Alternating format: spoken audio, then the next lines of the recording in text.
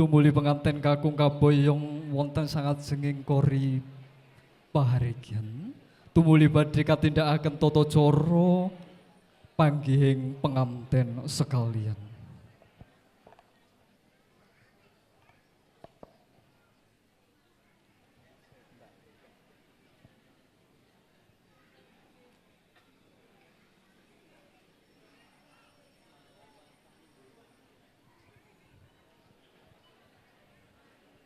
Katur dumateng juru pangrengga pangabdi buswana penganten saking Puspa Rosita Makeup Artist. Kepareng Omranata sarta mratitisaken lampahing tata cara panggihing penganten sekalian.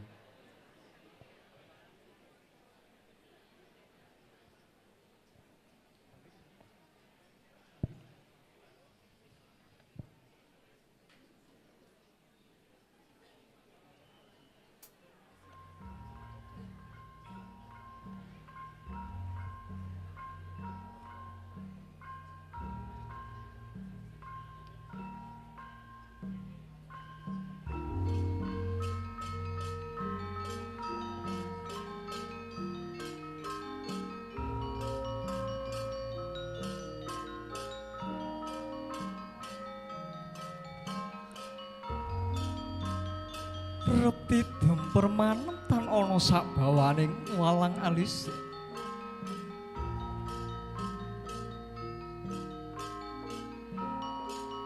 Bebasan kegodhongan datane basamirana datan lumampah. Amung lamat-lamat kapiyarsa suaraning gongso munyo hambabar ketawang denda gedhe kang embane gongso kodhok ngorek.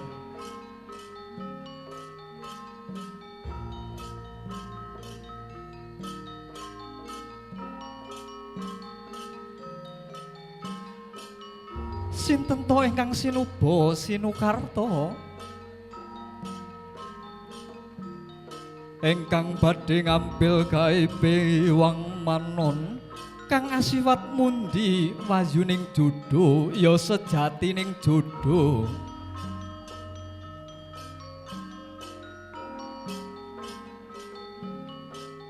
Nenggih retnaning ayu Sabrina Falah lan Bagus Heru Dwi Haratanto ingkang sampun bangkit namput silaning akrami ngebyur mring samudraning bebrayan agung kinarya lantaran tumanggaring wiji ngudi kang lestarining tumuwuh mapan iku wis dadi kodrating jagat pepestine yang moho tunggal.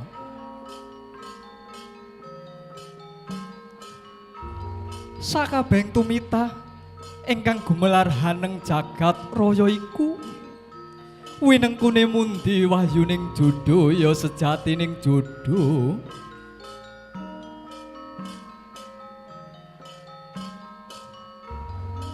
Nanging kabeh kedah linambaran pasrah sumurah lan narima panduming dumadi.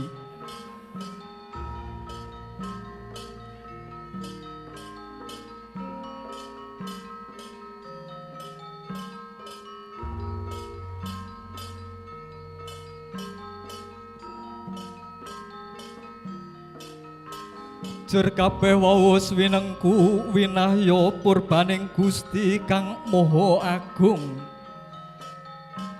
Siji tumebaning pasti, loro ketemuning jodho, telu tumekaning kabagjan.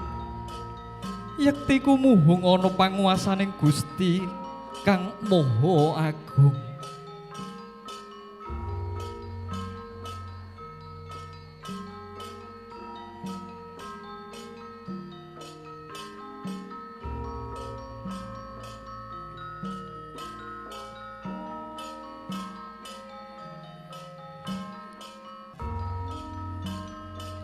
Penganten kakung sampun kalampan ngidak tigan utawi wiji dadi ingkang mengku pangajab sarta pasemon anggenipun manunggaling jalu lan estri. Mugi sageta enggal mbabar tuwuh turun inggih punika enggal peputra ingkang sarwa utama.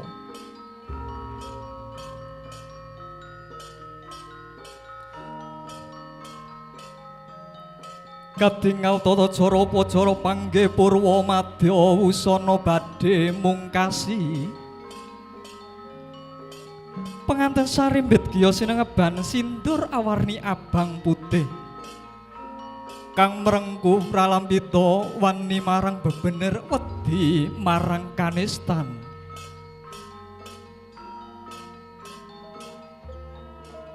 Tumuli penganten sarimbit tinuntun manjing ing sasana kursi rinengga.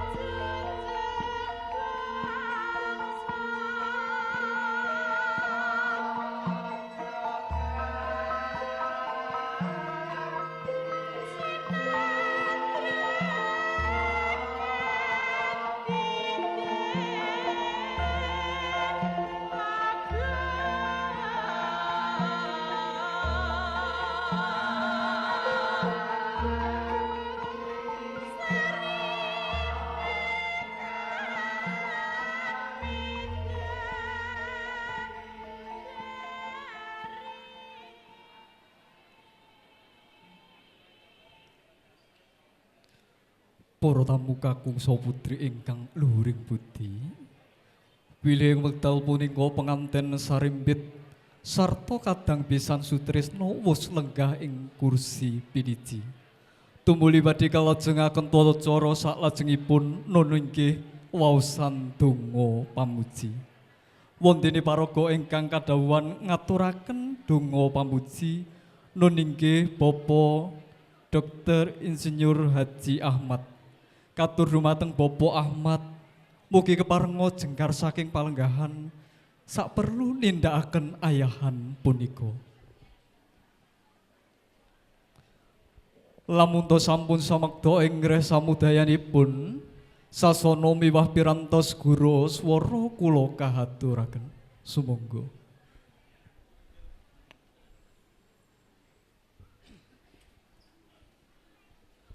Bismillah.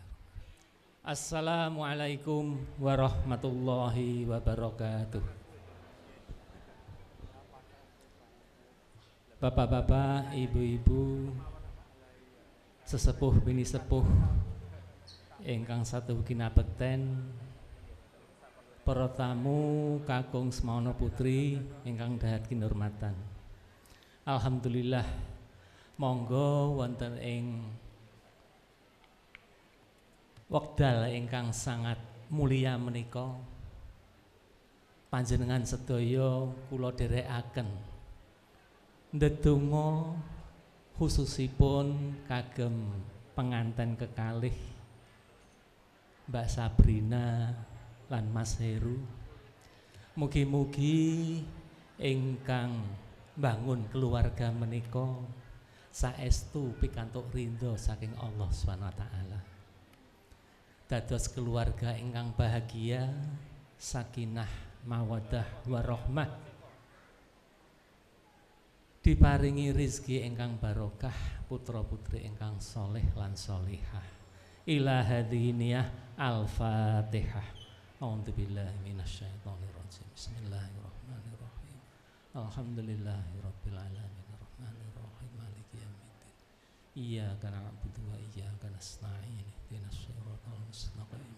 Siratal ladzina an'amta 'alaihim ghairil maghdubi 'alaihim waladdallin.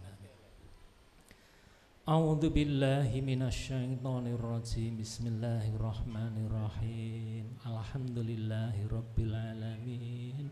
Hamdan syakirin, hamdan na'imin, hamdan yuafi ni'amahu wa yukafi mazidah. Ya Rabbana lakal hamdu kama yanbaghi li jalalika wajhikal karim wa 'azimi sultanik. Allahumma shalli wa sallim ala Muhammad wa ala ali Muhammad. Rabbi firli wali walidayya warhamhuma kama rabbayani shaghira wali jami'il mu'minina wal mu'minat wal muslimina wal muslimat al ahya'i minhum wal amwat innaka ala kulli syai'in qadir. Allahumma ja'al nikahahuma Mbak Sabrina kalian Mas Heru nikahan sohiha, nikahan mardiyah, nikahan mubarakan birahmatika ya arhamar rahimin. Allahumma ij'al nikahahuma nikahan sohiha, nikahan mardiyah, nikahan mubarakan birahmatika ya arhamar rahimin. Warzuqhuma ya Allah ya Razzaq rizqan wasi'an, rizqan halalan thayyiban mubarakan fih. Ya Allah ingkang maha maringi rezeki, mugi pinanganten kekalih menika panjenengan paringi rizki ingkang luas, rizki ingkang halalan thayyibah, saha rizki ingkang barokah. Warzuqhuma ya Allah dzurriyyatan thayyibah min ibadika sholihin was sholihah birahmatika ya arhamar rahimin. Saha mugi ya Allah panjenengan paringi rizki kagem mempelai kedua menika ya Allah, dzurriyyah thayyibah ingkang soleh lan solihah. La haula wala quwwata illa billah. Rabbana hablana min azwajina wa dzurriyyatina qurrata a'yun waj'alna lil muttaqina imama. Ya Allah, mugi panjenengan dadosaken kedua mempelai menika ya Allah sakinah, mawaddah warahmah. innaka ala kulli syai'in qadir ya arhamar rahimin la haula wala quwata illa billahil aliyyil azim. Barakallahu lahuma wa baraka alaihima wa jama'a bainahuma fi khair bi rahmatika ya arhamar rahimin. Rabbana atina fid dunya hasanah wa fil akhirati hasanah wa qina adzabannar wa adkhilnal jannata ma'al abrar ya aziz ya ghafar ya rabbal alamin. Wa sallallahu ala Muhammadin wa ala alihi wa sahbihi wa baraka wa sallam. Subhana rabbika rabbil izzati amma yasifun wa salamun alal mursalin walhamdulillahi rabbil alamin. Matur nuwun. Assalamualaikum warahmatullahi wabarakatuh. Sami-sami.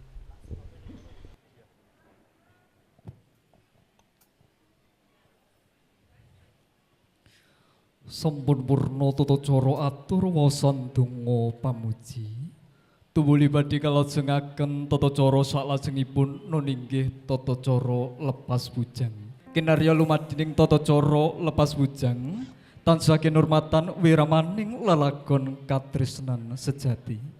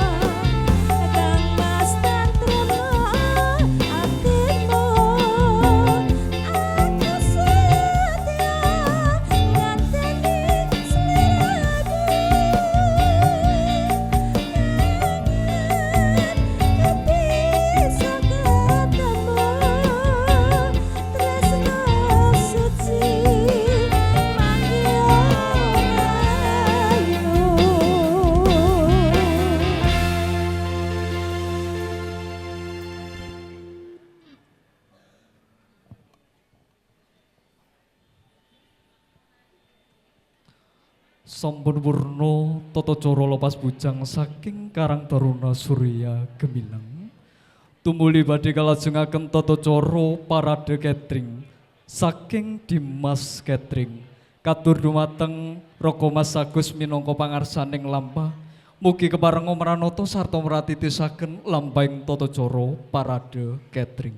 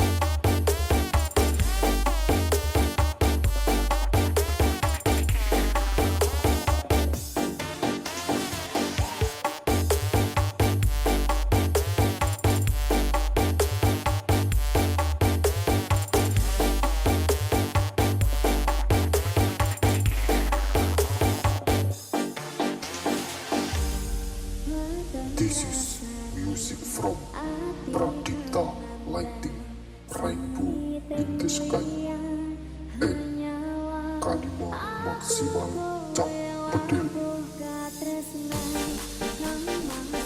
from Petrus Villarau Project Production.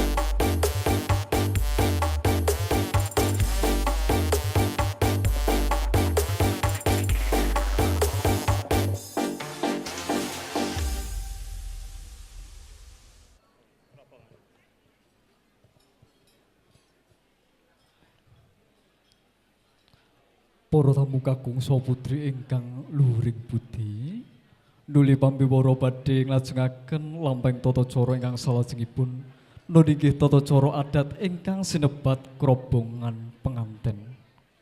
Katur dumateng Ibu Juru Pangengga Pangadipusana saking Puspita Rosita.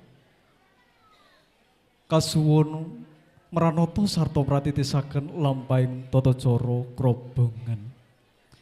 Kinarya lumadining tata cara krobongan tansah winarung wiramaning ladrang mugi rahayu.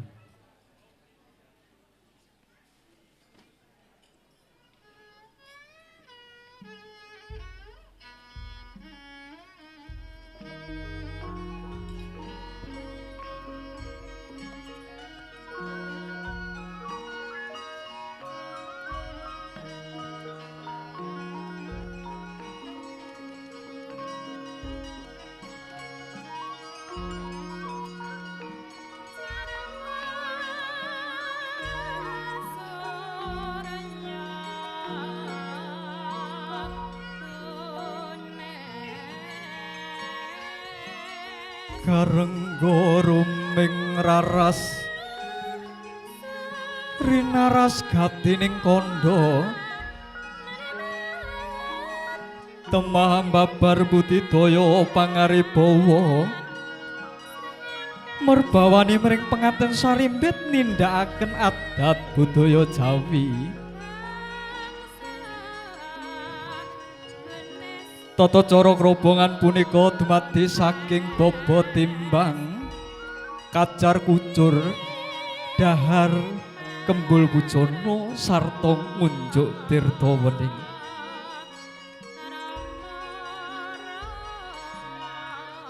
Punapa ta uba rampenipun kacar kucur. Pranyata dumados saking setunggal empon-empon ingkang mengku pasemun sarta pangajab tumrap kabagas warasan. Kalih beras kuning mengku pasemun panyuwunan konjuk kawilujengan ing reh samudayanipun. Tiga arta receh mengku pasemun sarta pangajab mugi sageta gemi nastiti lan ngati-ati anggenipun lare estri nampa guna kaya saking lare kakungipun. Sekawan sindur pasemun panyuwunan kunjuk ing ngarsa dalem Gusti ingkang Maha Agung. Mugi manunggaling jalu estri sageta enggal mbabar tuwuh turun inggih punika enggal peputra ingkang sarwa utama.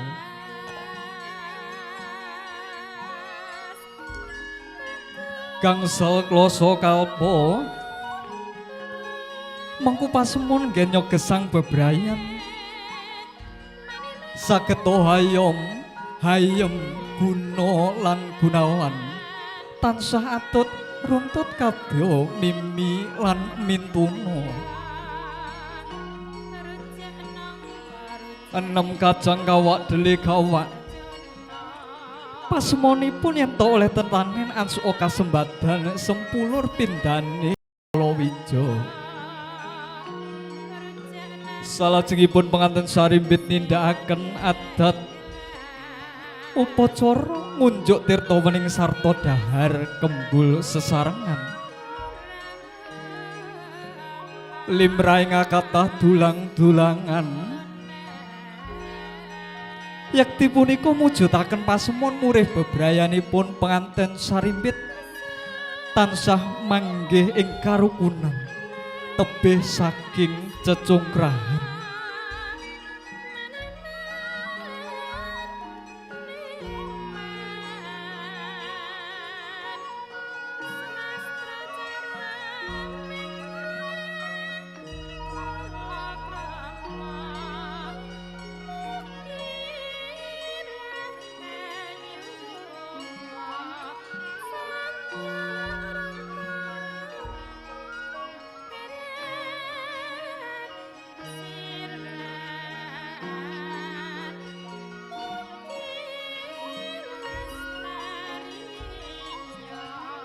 Engkang wekasanipun bangkit sinudarsana dening para sanak kadang pamong mitra sarta para dasih kaswasih.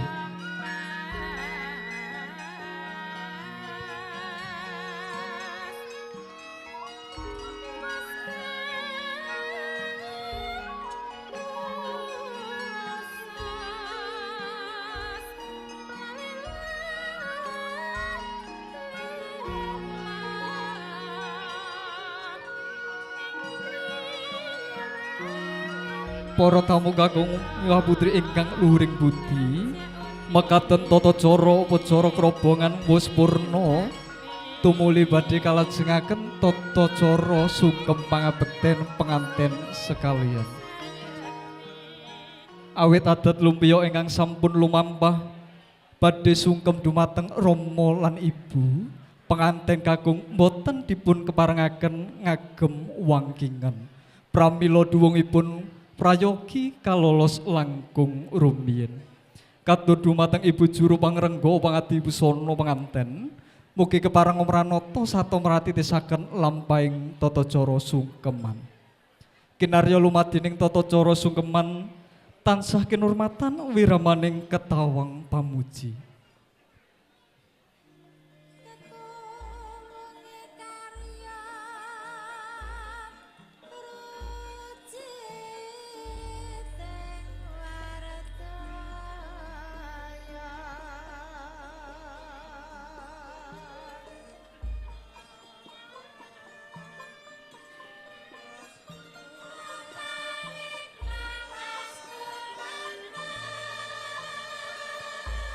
Kiyo mandhap saking kursi rinengga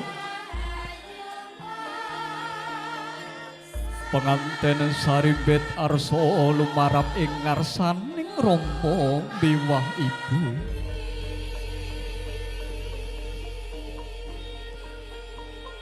Tumungkul Kanjeng Bantala wandane penganten kakalih tangkeping asta tumumpang ing jengkunipun Rama miwah Ibu.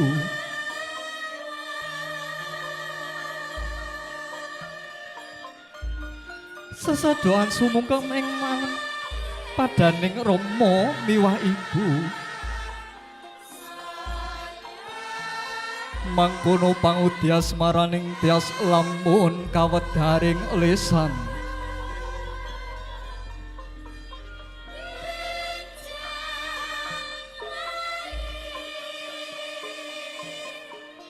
Duh Rama tuwin Ibu,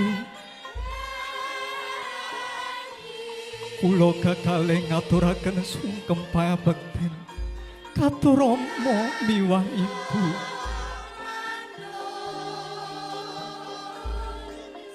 Sarta nyuwun pangaksama awet kalepatan ingkang kula sandhang. Dari kala masih timur ngantos dewasa anggung ginunggung ginulawentah namung damel repot sarta ribet tumrap Rama miwah Ibu.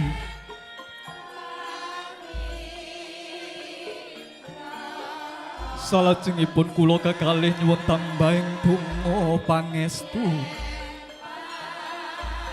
Mugi ngenya kula ngembat bandhat watanging brayat tansah tinuntuna ing marganing kautaman satemasa kedados bebrayan ingkang sarwa kaleresan.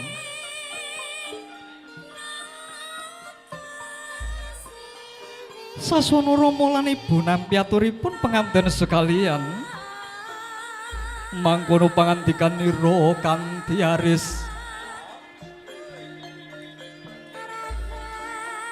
angger anakku sakarone tak tampa aturmu yo ngger tiba sak padha-padha. Jejere wong tuwa ngono bisane omong tutur lan sempur marang sira sakloron.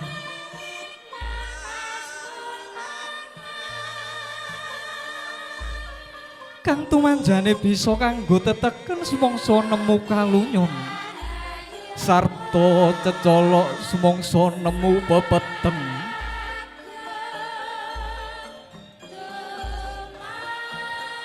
Bebrayan kang asipat jejodohan kuwi minangka jejering bebojoan Yongger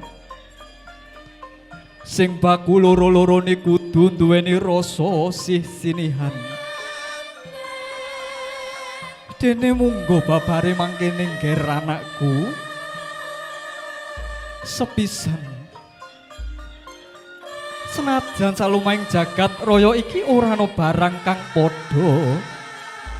Nanging yen sira sakaronin rasa sisinihan yekti ing kono ora ana barang kang beda. Tegese sarwa padha tresnane, padha tanggung jawabe lan padha kewajibane.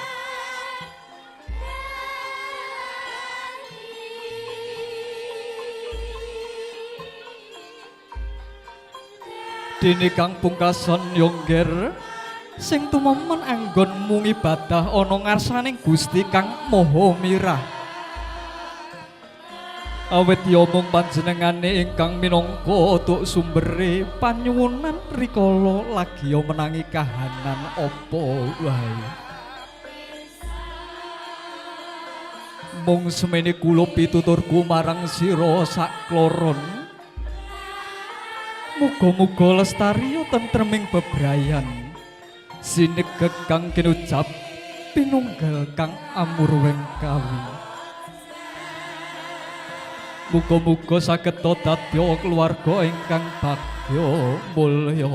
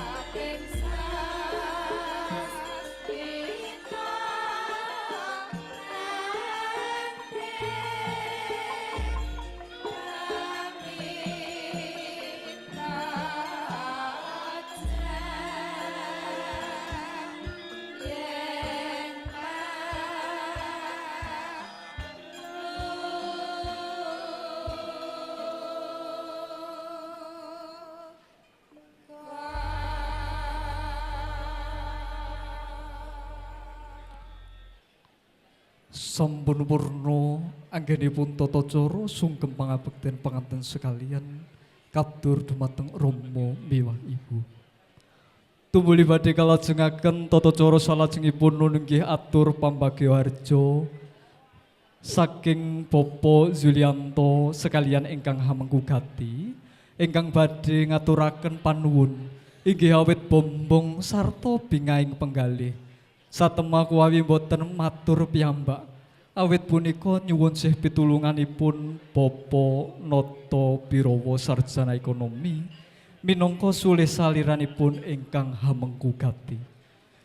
Dene jumenengipun Bapak Nata Birawa tansah kaapit dening Bapak Sutarmanto sarjana ekonomi saha Bapak Menteri Kurniawan.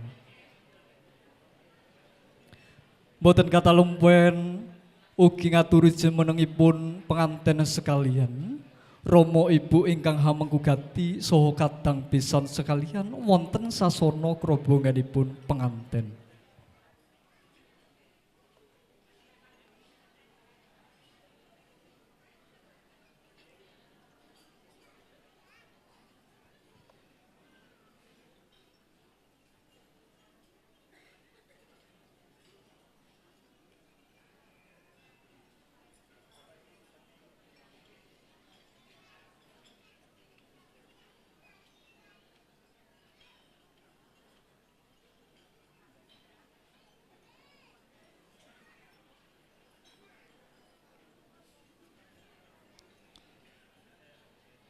Wondene sampun samakta inggih samudayanipun sasana miwah pirantos guru swara kula katuraken. Sumangga.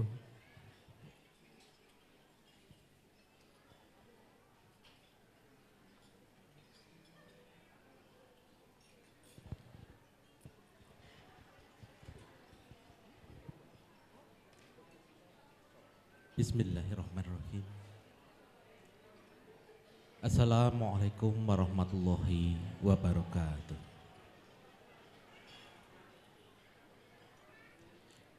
Alhamdulillah, alhamdulillahirabbil alamin. Asyhadu alla ilaha illallah wa asyhadu anna Muhammad rasulullah.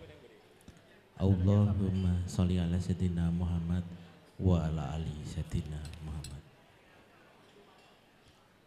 Katur para pinisepuh, para sesepuh ingkang kula peteni. Katur para lenggah, para tamu kakung wah putri ingkang tansah kinurmatan.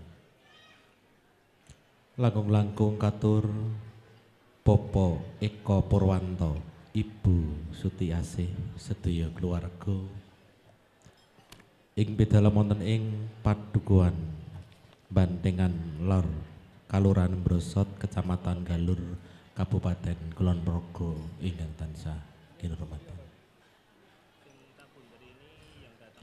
Saderengipun kula lajengaken matur sumangga sesarangan tansah ngaturaken ras puji dalam ras syukur.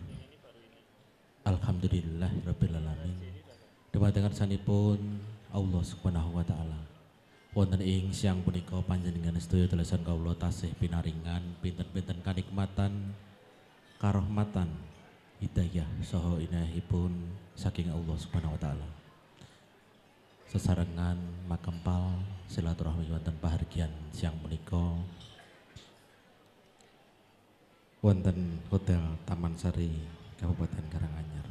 Di menika wonten adicara keluarga Bapak Yulianto, Ibu Wiwin Sri Handayani ing pidalem wonten ing Jalan Kelut nomor 3 Petu RT 2 RW 2 Perumahan Josroyo Desa Jaten Kecamatan Jaten.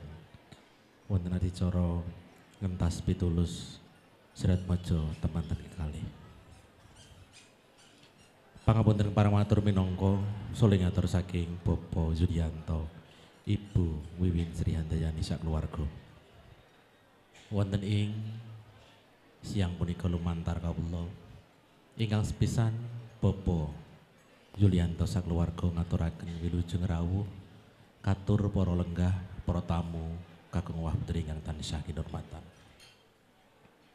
Atur sasingipun saking Bapak Yulianto sak keluarga saestu ngaturaken agunging panuwun menggah karawan panjenengan sedaya. Wosing gati karawan panjenengan sedaya wonten ing siang menika saestu dipun suni tambeng donga pangestu. Ugi kasuwun hangestreni Anggenipun amiwoho ngentas pitulus putra pawestrinipun ingkang sesilih Roro Sabrina Falah ingkang sampun sinatukrami kalian Bagus Heru Dwi Hartanto putra Jalu Bobo Eko Purwanto Ibu Sutiasih. Yawitungga pangestu saking panjenengan sedaya wonten ing siang menika wisdanipun Sri Atmaja temanten kalih Purwa Madya Ngantawusana kalampan kanthi wilujeng. Sri Atmaja temanten kalih anggenipun bangun bebrayan agung mugi saestu tansah manggih kasaenan kaleresan sedayanipun ugi saterasipun. Mugi saged dados keluarga ingkang sakinah mawaddah warahmah. Adosalipun saking Bapak Yulianto sak keluarga saestu ngaturaken agunging panuwun dumateng sedaya warga sanakadang pamitran tasih kadang muda taruna wonten ing Perung Josroyo RT Doso RW kalih doso Desa Jaten Kecamatan Jaten ingkang sampun saestu paring pambiyantu iguh pertekelipun sengkuyunganipun anggenipun amiwoho Sri Atmaja temanten kekalih kalampan kanthi wilujeng. Ing mriki Bapak Yulianto sak keluarga saestu boten saged caos walas punapa-punapa dumateng panjenengan sedaya. Sagedipun namung ndedonga mugi sedaya kula wau saged dadosna amal kesaenan panjenengan sedaya ugi pikantuk leliru ingkang satraju saking Allah Subhanahu wa taala. Ampun bilih wonten ing siang menika anggenipun nampi karawan panjenengan sedaya tasih wonten kekirangan samudayanipun saestu Bapak Yulianto sak keluarga nyuwun agunging pangapunten. Ampun bilih sampun paripurnanipun pahargyan wonten ing siang menika Bapak Yulianto sak keluarga namung saged ndedonga mugi unturipun para lenggah para tamu kakung Wah Putri manggih rahayu wilujeng ngantos dalam sowang-sowang. Katur para lenggah para tamu kakung Wah Putri ingkang tansah kinurmatan panjenengan sedaya kasuwun lelenggan ngantos paripurnanipun pahargyan wonten ing siang punika. Kula ingkang pingindah matur minangka sole ngatur saking Bapak Yulianto Ibu Wiwin Sri Handayani sedaya keluarga wonten kekiranganipun ing kula matur saestu nyuwun agunging pangapunten. Wasana cekap wabillahi taufiq wal hidayah. Assalamualaikum warahmatullahi wabarakatuh.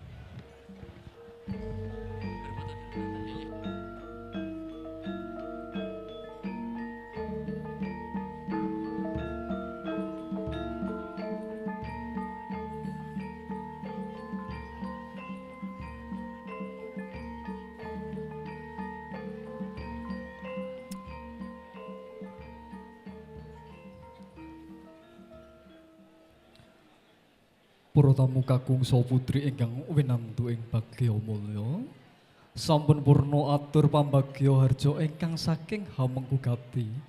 Tumuli badhe kalajengaken tata cara poto pakurmatan saha poto pinilih. Dene urut renjening lampahing tata cara poto pakurmatan ingkang kasuwun kapure poto sesarengan penganten sarimpit ingkang sepisan nunggih Ibu Elimina Bekti Susi Utami, kaping kalih Dr. Wahyu Nur Ambarati, kalajengaken Dr. Aliyah Himawati, ugi Dr. Niken Budi Astuti, kalajengaken keluarga ageng rehab psikososial, ugi wonten keluarga ageng rehab medik. Kalajengaken poto pakurmatan nenggih Muhammad Juli Kartiko sarjana keperawatan nurse, ugi Popo Sendi. Katur dumateng nama ingkang kula sebat wau kula kasuwun jengkar sawetawis kakanthi tumuju ing wonten sasana rombongan sak perlu badhe kapuruh foto kalian penganten sarimpit. Para tamu kakung saha putri ingkang luhuring budi, selebetipun tata cara foto keluarga kinarya ngregengaken swasana. Nuli katur dumateng kadang-kadang Hikmaya Voice, mugi keparenga atur lelibur ingkang jumbuh kalian swasana. Baik, terima kasih Bapak Meworo tentunya kembali di sini ya. Kita perkenalan bersama Hikmaya Voice. Hikmaya Voice Sebelumnya tentunya. mengucapkan ya selamat berbahagia teruntuk mempelai berdua. Semoga mereka senantiasa berbahagia til jannah. Amin. Jadi Dan keluarga semoga yang menjadi keluarga sakinah, sakinah mawadah warahmah. Allahumma Dan amin. semoga segera diberikan momongan yang soleh dan soleha juga ya. Amin ya Kayak rabbal saya. alamin. Persembahan spesial kita hadirkan spesial untuk siang hari ini bersama Hikmaya Voice. Mohon Bapak Ibu sekalian sembari menikmati dan sudah tersaji.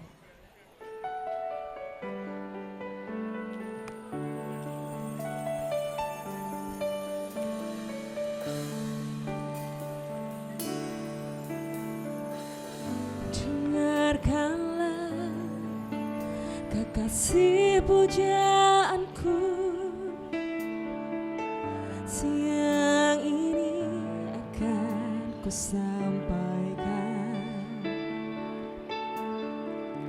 hasrat suci kepadamu dewaku. Dengarkanlah kesubuhan ini, aku ingin dipersentimu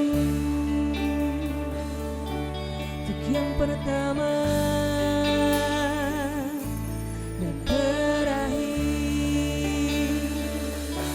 Jangan kau tolak dan buatku hancur. Kau tak akan mengulang untuk meminta satu keyakinan hatiku ini. Akulah yang terbaik untukmu.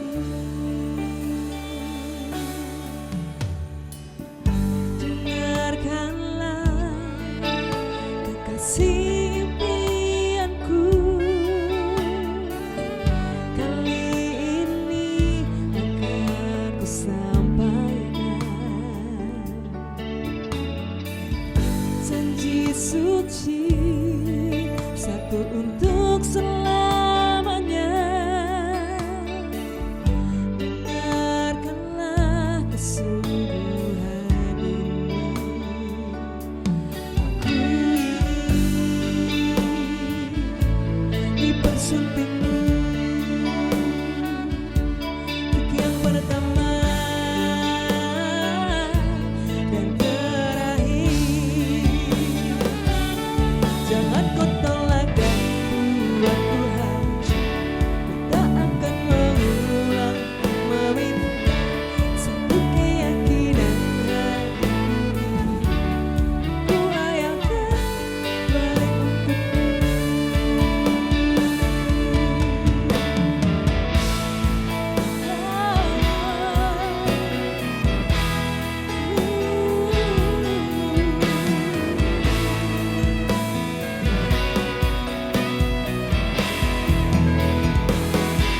Jangan kau tolak dan buatku hancur. Ku tak akan mengulang untuk meminta satu keyakinan hatiku ini. Akulah yang terbaik untukmu. Jangan kau tolak dan buatku hancur. Ku tak akan mengulang untuk meminta satu keyakinan hatiku ini. Akulah yang terbaik untukmu. Akulah yang terbaik untukmu.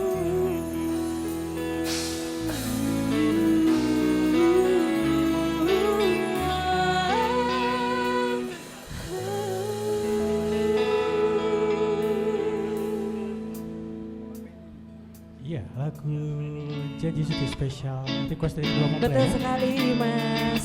Masih kita lanjutkan ya lagu-lagu yang sudah di request dari kedua mempelai kita di siang hari ini bersama Hikmaya Voice. Ada cantik seperti teman-teman kita di siang hari ini yang begitu luar biasa cantik dan satunya juga ganteng. Hikmaya Voice.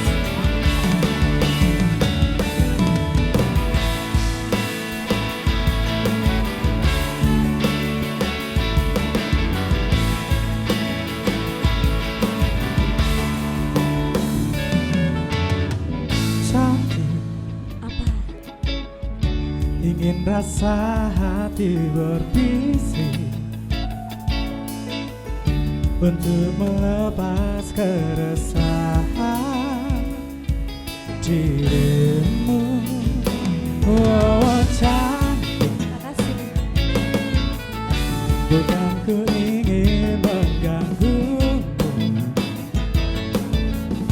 tapi apa arti merindu selalu. Mentari terbit di utara, hatiku hanya untukmu. Ada hati yang termanis dan penuh cinta, tentu saja kan ku balas seisi jiwa. Tiada lagi yang ganggu kita. Ini kesungguhan, sungguh aku sayang kamu.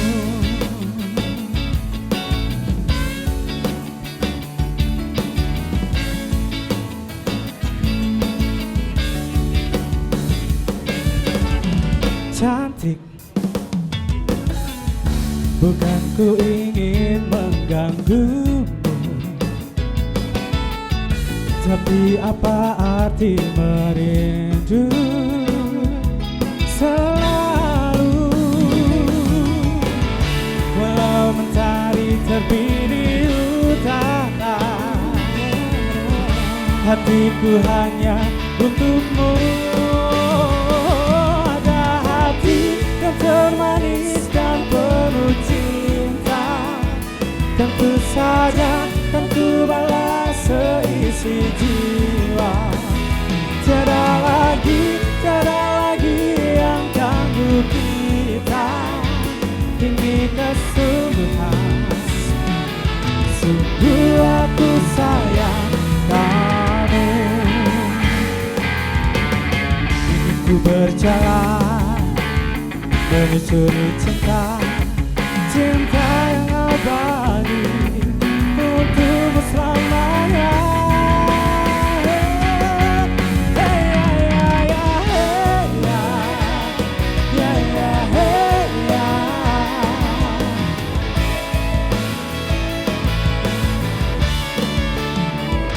Ada hati yang termanis dan penuh cinta, tentu saja kan ku balas seisi jiwa. Tiada lagi yang ganggu kita.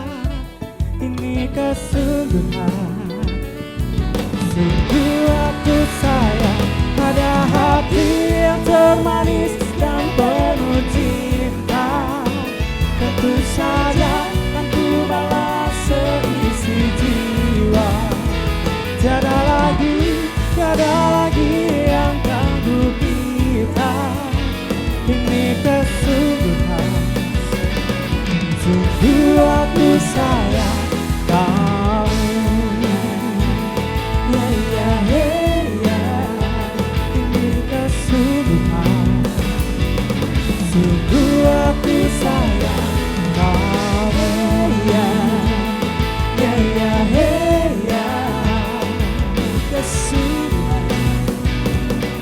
Sungguh aku sayang kamu.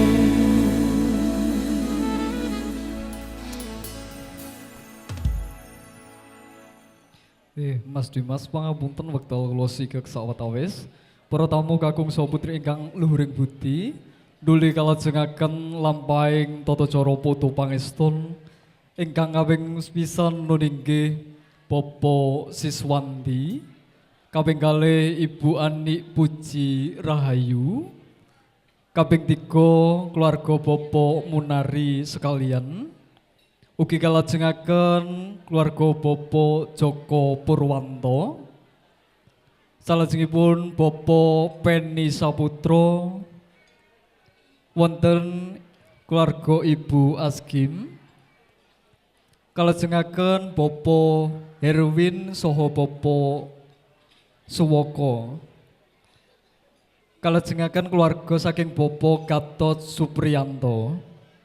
Ugi foto sesarengan kalian keluarga ageng Geneng Tasikmadu kalajengaken foto sesarengan keluarga ageng Kebun Asri Sragen.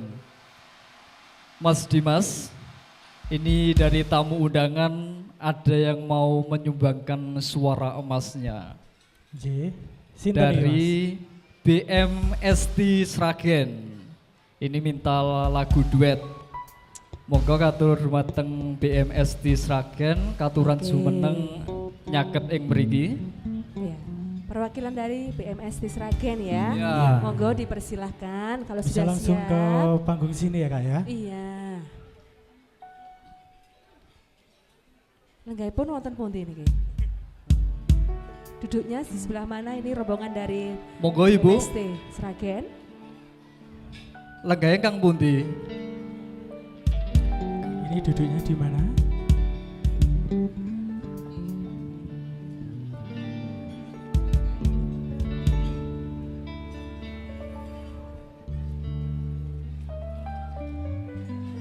Iya langsung saja monggo, silakan ibu.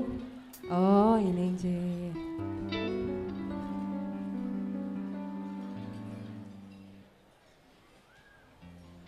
Monggo dipersilakan. Oh mau Monggo, berduet Ibu. ini ya. Oke.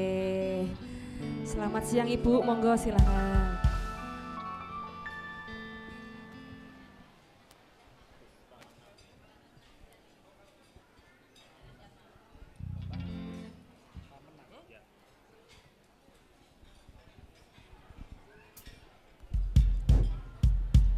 Ya buat mempelai berdua ya, moga-moga jadi keluarga sakinah, mawadah, warahmah, amin. Dan cepat diberi momongan.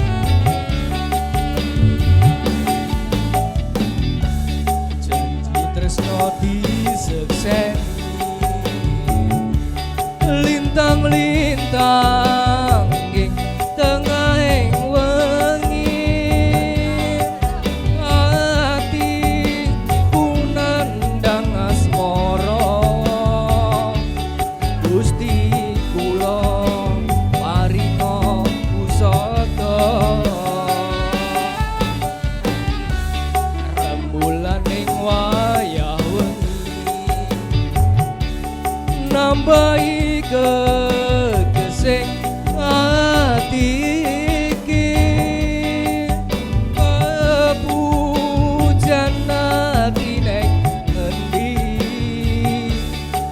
wong ayu kang tak anti-anti.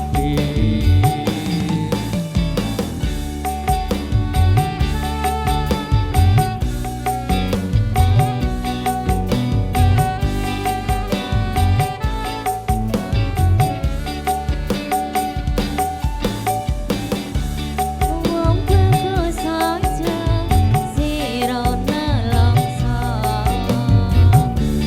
aku teko gendong tresno delangan asmara gawe sewu rasa nambani atiku jiwa kang mas tentremno atimu aku satya ngenteni sliramu bunga ku bisa ketemu tresno suci manggiyo rayu.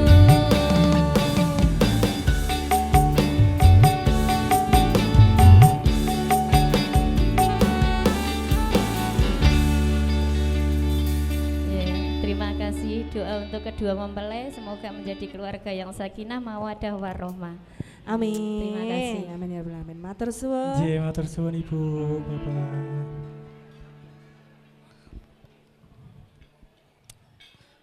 Nggih. Katur dumateng keluarga ageng Popo Agus Pamenang.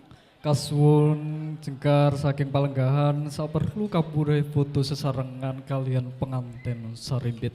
Ugi andhadosna ing kawuningan katur dumateng Bapak Ibu Among Rawuh apabila adicara ing siang kalenggahan punika sampun kepareng purna.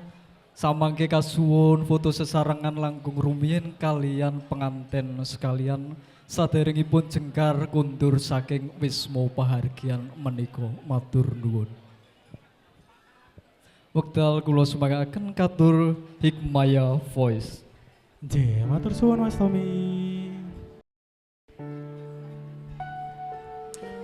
Baik, masih ya kita hadirkan lagu-lagu spesial menemani kebahagiaan mempelai berdua.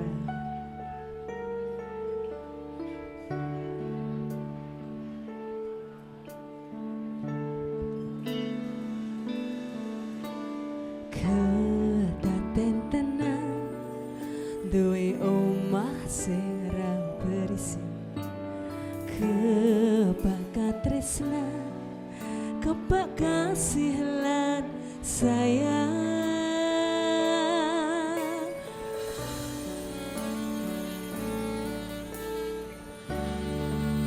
Bunda-bunda yang bisa lagunya boleh nyanyi bareng ya.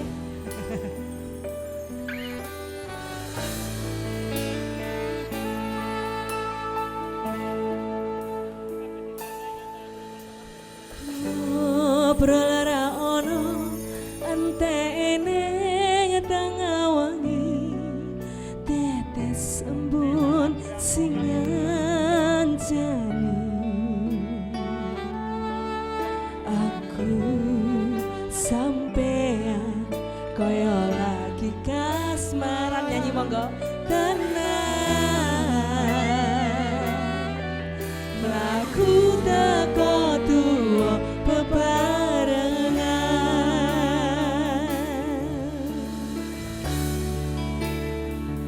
matur suwun wis ngancani aku selama iki wis iso saling nguat-nguati kudu wong liya sing ra seneng hubungan iki berlanjut kadang lagune dengan coba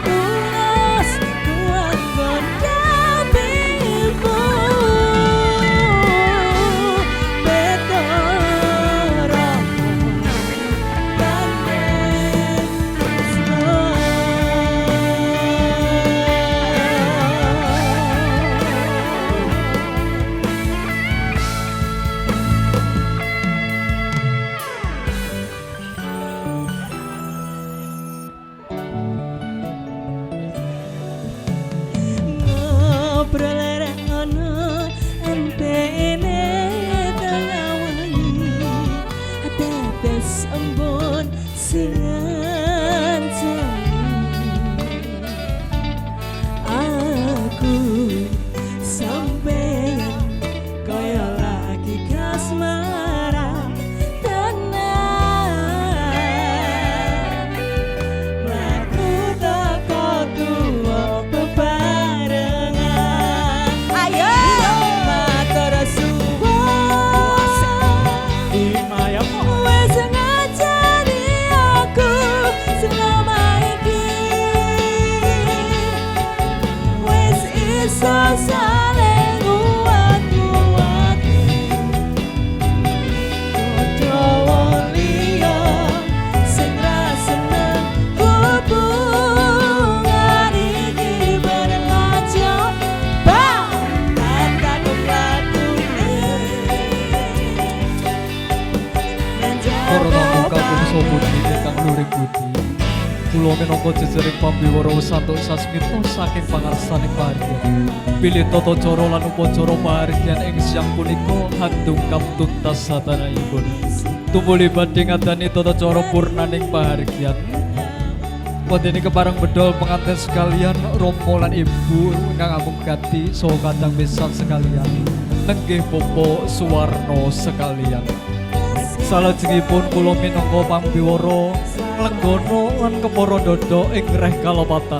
Awit punika kula nyuwun agunging samudra pangaksama. Pungkasing atur nderekaken wilujeng kundur. Mugi tansah manggih yuwana basuki. Ing wasana sinawung humuring sesanti. Suradira jayane kang ratsuwa brasta tangkeping ulah darmastuti. Mugi rahayu ingkang sami pinanggih. Wassalamualaikum warahmatullahi wabarakatuh. saya dewasa dan dari badai keran nanging sinau dari depannya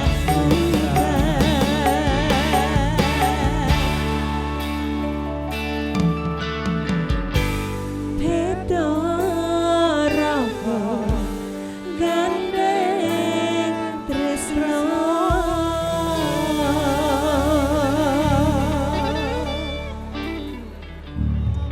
Oke, sudah dihadirkan ya ada sinarengan. Sinarengan. Juga mengiringi langkah kaki kebetulan Bapak Ibu sekalian sudah rawuh. Terima kasih atas doa restu yang diberikan teruntuk Bapak berdua ya. Bahagia selalu pastinya. Baik, masih kita temani lagu-lagu ya. Bersama Hikmah Voice atau? Oke, baik. Monggo dipersilakan.